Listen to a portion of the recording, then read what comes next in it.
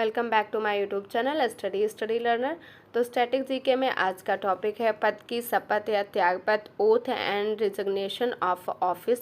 तो पद की शपथ या प्रतिज्ञा के बारे में पहले तो यहाँ पे नियुक्ति है, ये किसके समक्ष होती है। तो राष्ट्रपति की नियुक्ति है जो भारत के मुख्य न्यायमूर्ति और उसकी अनुपस्थिति में उच्चतम न्यायालय के ज्येष्ठ न्यायाधीश करते हैं।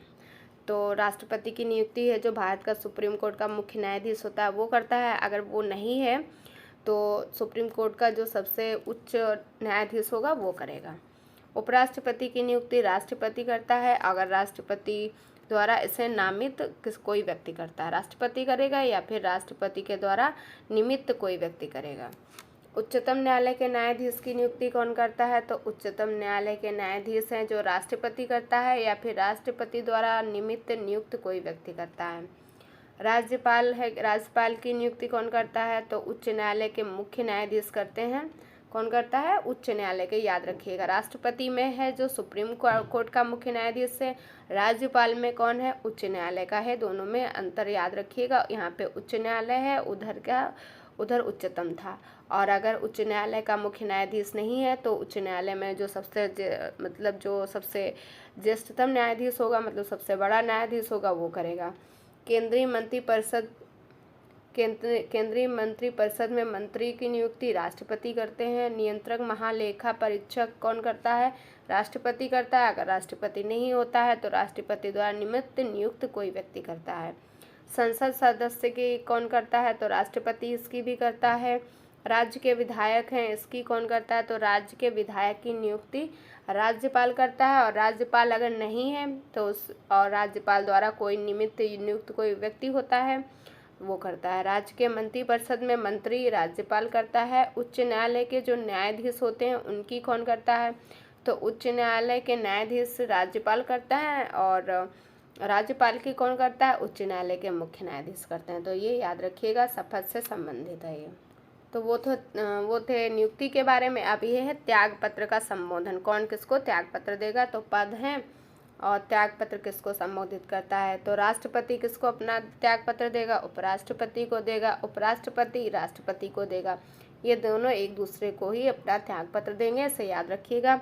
और सुप्रीम कोर्ट के जो न्यायाधीश होते हैं वो राष्ट्रपति को देंगे। राज्यपाल किसको देगा, ये भी राष्ट्रपति को देगा।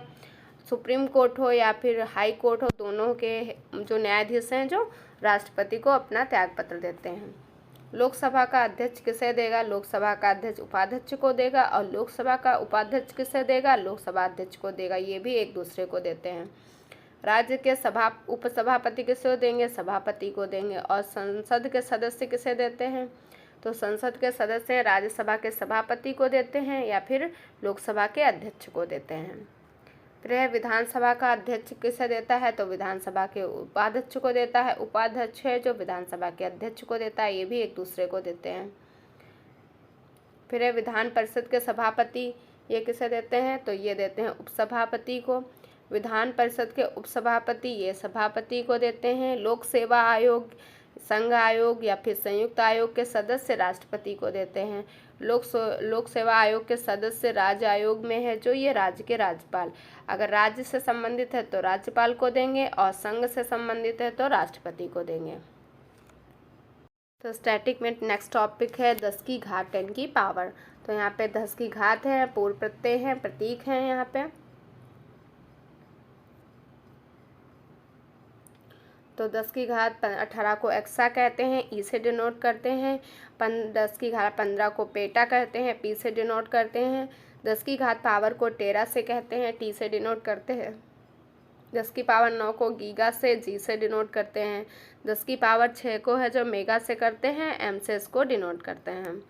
और 10 की पावर 8 को है जो 3 है यहाँ पे, 10 की पावर 3। 10 की पावर 3 को किलो से करते हैं, के। 10 की पावर 2 को हेक्टो एस से करते हैं। 10 की पावर 1 से डेका होता है, डी ए से डिनोट करते हैं। 10 की पावर -18 है जो एटो होता है, ए से करते हैं, स्मॉल ए है। 10 की पावर -15 को फेमटो से करते हैं, एफ है। 10 की पावर -12 को पीको से करते हैं, पी होता है इसका सिंबल। और 10 की पावर -9 है तो नैनो हो जाता है, एन से करते हैं, ये 9 है, ये 18 है।